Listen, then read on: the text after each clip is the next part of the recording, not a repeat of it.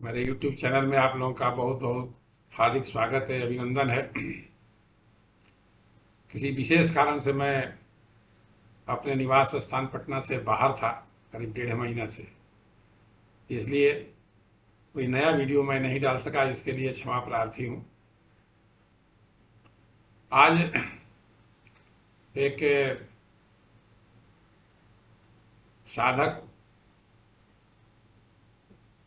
के प्रश्न का जवाब अपने वीडियो में मैं देने का प्रयास करूंगा। स्मिता राउरकर महाराष्ट्र से है, जिन्होंने ये पूछा है कि निर्विकल्प समाधि के बाद क्या होता है और आत्म साक्षात्कार की स्थिति क्या होती है। प्रश्न बड़ा गहन है, अध्यात्म की अंतिम सीमा का यह प्रश्न है। साधक की अध्यात्म कितनी रुचि है वो तो मैं नहीं जान पाता हूं, लेकिन प्रश्न अगर की है तो जिज्ञासा जरूर होगी। तो आज की इस वीडियो में मैं इसको बताने का आपको प्रयास करूंगा, जहां तक मेरी अपनी समझ है और मेरे साधना का जो अनुभव है उसके आधार पर। इसके पहले कि मैं अपना वीडियो प्रारंभ करूं, आपसे अनुरोध होगा कि मेरे इस YouTube चैनल को आप लोग सब्सक्राइब कर लीजिए और बेल आइकन भी दबा दीजिए, ताकि कोई नया नोटिफिकेशन मैं डालूं तो आप लोगों को तत्क्षण उपलब्ध हो जाए।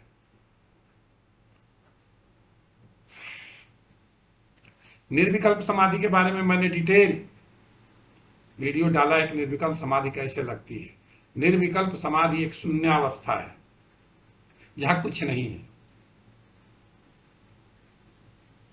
संसार में सब कुछ है, ये प्रकृति जो है इसमें सब कुछ है।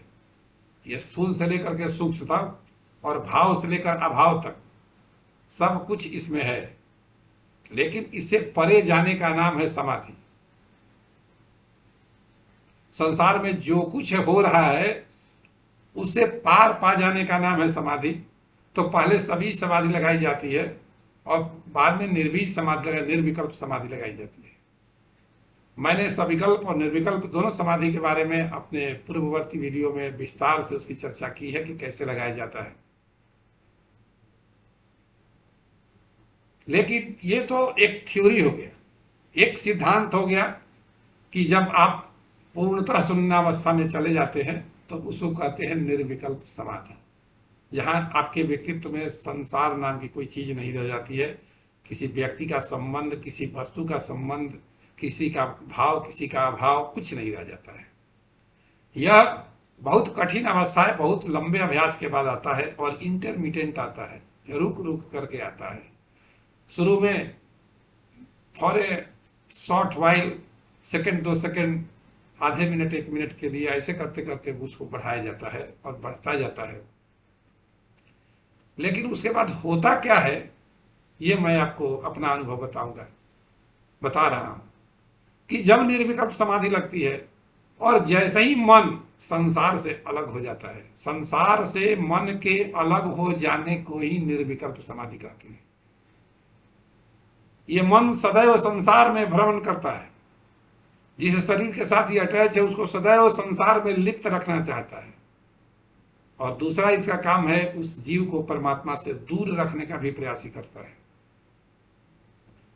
नकली साधना जब तक करते हैं, जब तक धूप अगरबत्ती और माला और ये सब करते रहते हैं, प्रसाद चढ़ाते रहते हैं और मांगते रहते हैं मूर्ति के सामने जाकर के कि बेटा दे दीजिए, नौकरी दे दीजिए, व्यवसाय दे दीजिए, तब तक वो मन आपको बहुत ज्यादा विचलित नहीं करेगा, क्योंकि ये साधना परमात्मा तक नहीं पहुंचाती है। ये तो लाभ हानि का बिजनेस है। भगवान पर 1-2 किलो लड्डू चढ़ा दिया, जीवन भर के लिए नौकरी और बिजनेस मांग लिया। परमात्मा भी हंसते हैं कि ये हमको मूर्ख समझ रहा है, लेकिन मन का है, मन तो उसी में लगा रहता है लोगों का। लेकिन सबसे उपरति जब हो जाती है मन की, तो उसको कहते हैं निर्विकल्प समाधि। और जैसे ही मन के उपरति संसार और संसार के वस्तुओं, व्यक्तियों से हो जाता है, तो एक व्यक्तित्व में, एक शरीर के भीतर एक बिजली जैसी चमक उत्पन्न होती है। संपूर्ण जगत प्रकाशमय दिखने लगता है। ये महाशून्य जिसको कहते हैं, अंतरिक्ष, जहां हवा नहीं है, हवा का दबाव नहीं है, आकाश जिसको कहते हैं, जहां आकाश, उसको पृथ्वी के गुरुत्वाकर्षण से बाहर जो है उसको अंतरिक्ष कहते हैं, उसको ईथर कहते हैं। उस अंतरिक्ष में कुछ नहीं, वो शून्य है, महाशून्य है, लेकिन वहां भी साए साए की आवाज होती है, एक डरावनी आवाज होती है वहां भी।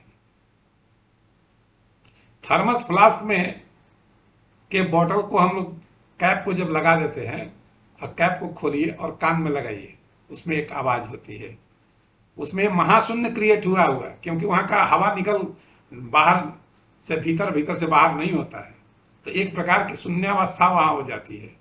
तो वहां पर जो है सो एक आवाज सुनाई देती है। आप अपने कान में उंगली डालिए, कान के भीतर जो कंस्ट्रक्शन है उसके भीतर में एक शून्यावस्था उत्पन्न होती है।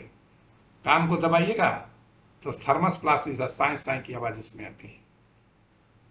उसी प्रकार से जब निर्विकल्प समाधि में साधक उतर जाता है तो बहुत प्रकार की चीजें उसको दिखाई देती हैं।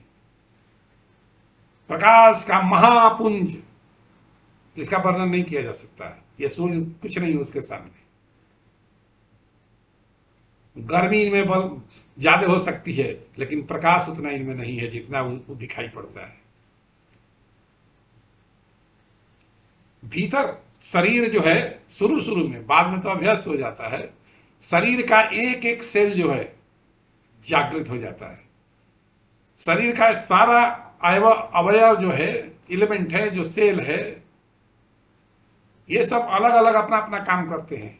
लेकिन जब निर्विकल्प समाधि में साधक उतरता है तो ये सब एक सूत्र में बन जाते हैं, और कहा जाता है और ऐसा महसूस होता है कि पूरा शरीर मिल करके एक एक इसका कण, एक एक इसका सेल, एक एक इसका अवयव, सब मिल करके परमात्मा के आराधना में लग जाते हैं।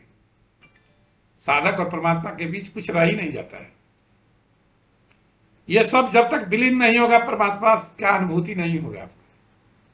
चाहे 1 सेकंड के लिए हो, 1 घंटे के लिए हो, 4 घंटे के लिए, साधक 24 घंटा उसमें रह नहीं सकता है।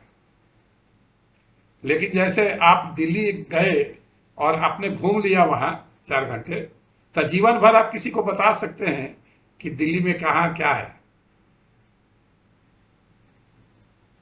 कहाँ पालिका बाजार है और कहाँ जो है कनॉट प्लेस है और कहाँ इंडिया गेट है, इसकी चर्चा आप कर सकते हैं जिंदगी भर। और जब वहां की चर्चा करते हैं तो वहां का तस्वीर आपके भीतर उतर जाता है। वहां जो आनंद उस समय हुआ होगा उसकी भी स्मृति आपके दिमाग में आ जाती है, और सुनने वाला भी बड़ा उत्सुक होकर सुनता है अगर नहीं दिल्ली गया है तो। वैसे ही जब परमात्मा के दरबार में निर्विकल्प समाधि के माध्यम से पहुंच जाते हैं तो 24 घंटा उसमें रहने की जरूरत नहीं है। 4 घंटा घूम के आ गए, 2 घंटा 1 घंटा घूम, रोज 10 मिनट 20 मिनट वहां चले जाते हैं आप, और फिर वहां से तरोताजा होकर के आ जाते हैं। और ऐसी लत लग जाती है जाने और आने की कि फिर साधना कभी छूटती ही नहीं। किसी कारण से, बीमारी से या यात्रा के चलते 1 आध दिन छूट जाए तो बड़ा अफसोस होता है, मन नहीं लगता है, खाने का भी मन नहीं करेगा, लगेगा कि कुछ छूट रहा है मेरा। तो ये स्थिति होती है निर्विकल्प समाधि में उतर जाने के बाद।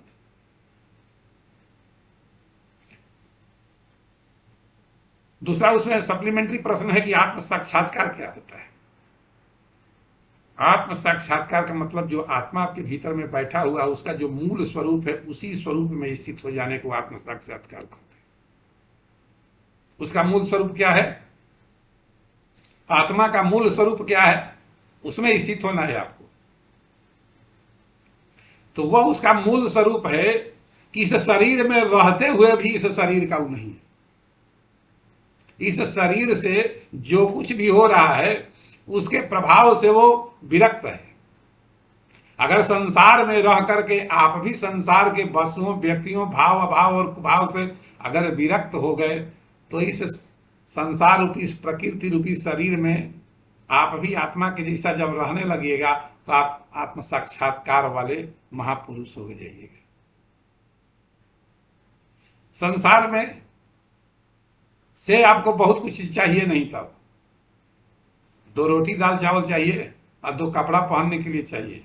ये ज्यादा जो उन्माद देखते हैं संतों का भी कि सारा संसार हमको जान के क्या करेगा, और वो खरबो आए गए किसी को कौन पूछता है। जब आत्म साक्षात्कार हो जाती है तब संसार के वस्तुओं व्यक्तियों में कोई रुचि रह ही नहीं जाती है। कोई हवा उसके कान में पहुंचती है, कोई न्यूज पहुंचता है कि फलाना आदमी मर गया या फलाने को बेटा हो गया या फलाने को नौकरी लग गई, आई एक झटके में एक न्यूज देकर के चली गई, बस उसको उतना ही मतलब रहता है। वो उससे प्रभावित नहीं होता है। किसी को कुछ हो रहा है, जा रहा है, अपना भी शरीर में अगर कुछ होता है, अपने परिवार के लोगों के भी कुछ होता है, जो सबसे प्रियतम जो है उसकी पत्नी है, उसके बाल बच्चे जो जीवन भर उसके साथ हैं, उसको भी कुछ होता है तो वो संभल जाता है 1 मिनट में। उसके दिमाग में ये बात होता है कि जो होना है सो होके रहेगा।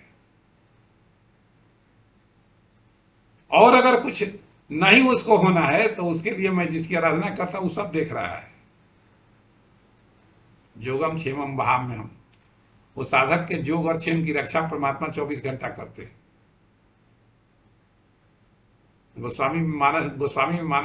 मानस में गोस्वामी जी ने लिखा है, सबरी जी को भक्ति का महत्व, भक्ति का प्रकार समझाने में, भक्ति कितने प्रकार की होती है भगवान सबरी को जो समझा रहे हैं तो उसमें क्या बोल रहे हैं कि करऊं सदा तिन कर रखवारी, जिमी राखई बालक महतारी। जिस प्रकार से माँ अपने छोटे बच्चे को 24 घंटा अपने संरक्षण और निरीक्षण और निर्देशन में रखती है, उसी प्रकार से मैं अपने भक्तों को चारों बगल से अपने घेरे में रखता हूँ। ये परमात्मा कर रहे, मैं नहीं कर रहा। और ये बात अनुभव से भी अनुभूत है। मैं कहूँ आपको विश्वास नहीं होगा, लेकिन जब आप साधना के धरातल पर उतर जाइएगा और आपको लगेगा कि आत्म साक्षात्कार होने के बाद इस संसार में जो कुछ हो रहा है सब तो निरर्थक है। 10 गो मकान बना लिए, छोड़ के जाना है, हर कोई जानता है लेकिन छोड़ता कोई नहीं है। लेकिन एक रहने का मकान हो गया, खाने का बिल्कुल सादा वस्तु मिल गया, कपड़े पहनने के लिए 2 कपड़े हो गए। ऐसे अगर जीवन चल रहा है भगवान का जप और प्रार्थना और ध्यान और निर्विकल्प समाधि और आत्म साक्षात्कार में, तो वो जीवन अरबों खरबों वाले वो नहीं जी पाएंगे। तो दिन भर मनी मेकिंग में लगे रहते हैं, दिन भर संताप में, परिताप में, डिस्ट्रेस में, डिप्रेशन में लगे रहते हैं। कहाँ क्या कैसे मैनेज करना है, झूठ बोलना है, सच बोलना है, किसको ठगना है, किसे ठगाना है, ये दिन भर चलते रहता है। और संसार में सबके साथ हो रहा है, सबके साथ होगा। जब तक मुक्ति के द्वार तक आप नहीं पहुंचेगा तब तक ये मन आपको पीछा छोड़ेगा नहीं। इस मन को छुड़ाने के लिए सबसे पहले जप करना होगा और फिर ध्यान करना होगा और फिर सभी जो समाधि लगानी होगी, फिर निर्भीक समाधि लगानी होगी। उसके पार जाने के बाद आप संसार परमात्मा के संसार में भ्रमण करने के अधिकारी बन जाइएगा। भ्रमण तो आप अपने शरीर में ही आपको लगेगा। जब सुख दुख से परे, बहुत सुख है बहुत दुख से आप परे हो जाइएगा, जब बहुत लाभ और बहुत हानि से परे हो जाइएगा, जब मकान दुकान बिजली बिजनेस व्यवसाय से आपकी मुक्ति हो जाएगी, जीवन बहुत न्यूनतम आवश्यकता के आधार पर जीने की तमन्ना हो जाएगी, तो आत्म साक्षात्कार क्या होता है? यही होता है जिसको कछु न चाहिए वो ही सहनसा है। चाह गई चिंता गई मनमा बेपरवाह, जिनको कछु न चाहिए वही सहनसा। तो आज बस इतना ही। बोलिए श्री राम जय राम, जय जय राम, श्री राम जय राम, जय जय राम। और अंत में अनंत कोटि ब्रह्मांड के कण कण में निवास करने वाले, समस्त प्राणियों के हृदय में निवास करने वाले करुणा सागर, करुणा मूर्ति प्रभु श्री राम के चरण कमलों में अनंत कोटि बार सदा सुमन अर्पित करते हुए आज वाणी को विश्राम देता हूँ। बोलिए जय जय श्री सीताराम।